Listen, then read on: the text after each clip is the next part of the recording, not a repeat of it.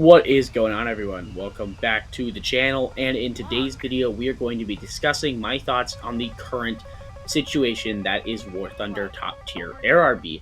Now, top tier ARB has been an honest pain in a lot of people's butts. It is not really a lot of fun anymore. It's a lot of the same old, and it gets very old if you play the game for even just 100 games.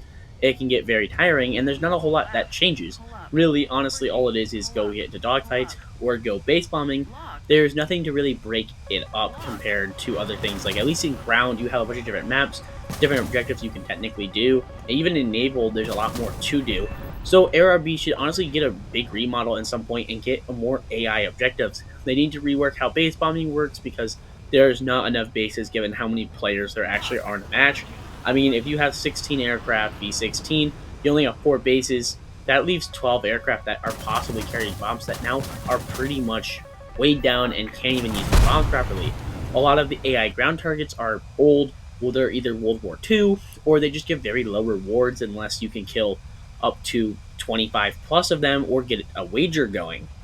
So really, the best way to honestly grind in War Thunder right now is either PvP, which is player skill and relies on your skill, or PvE, player v enemy, rather by base bombing or destroying AI ground targets, which does not give a lot. And base bombing is unreliable because you might not get a base every single game given how bases work.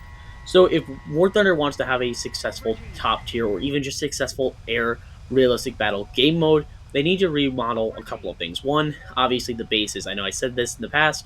They need to remodel how bases work. They can either add one base that you drop a certain amount of bombs for and it immediately respawns, or you drop you get max multiplier per pound of bomb or something like this, and it's an unlimited bomb or bombing target, or just more bases altogether. They also could really honestly get a big benefit from spawning players in different spawn points across the map. They can be the same distance from the battlefield, but just giving aircraft, that isn't so cluttered in one central area, which we'd call the fur ball. Keeping the fur ball in a more widened area, especially in top tier, it just is a lot more fun. They also really need to increase map sizes if you're going to be throwing around the Eurofighter and the F-15E. Some of these maps are just not good for those aircraft at all. Also, needing to add the addition of, more things to do for strike aircraft, adding the ability to target maybe possibly SAM sites. I mean, adding SAM sites in top tier ARB could be honestly a lot of fun. I could see it being pretty fun to play against. I think, if we're not going to be getting a top tier ARB in during confrontation game mode, that we should at least get a major overhaul of ARB in 2025. And it really just shakes down to how do we want the game to look in a year and making sure we make our, what we want known to the devs, because otherwise they're just going to add what they think we want. And if you guys have an opinion on what you guys want to see, go open a forum post on the forums. I mean, it doesn't hurt. You get positive feedback. Gaijin can see what people want, and if it's popular enough, they will implement it probably. So it really just comes down to what they want to see, what we want to see, and trying to make sure our voices are heard and making sure that we're trying to work together to shape 2025. Because at the end of the day, Gaijin needs to know what we want, and Gaijin then again, of course, needs to listen to what the player base wants, which has not always happened in the past. I'm not saying it might magically start now, but just making sure you guys' opinions are heard. Also, do comment down below your thoughts on a top tier, air realistic battles, or just air realistic battles rework entirely.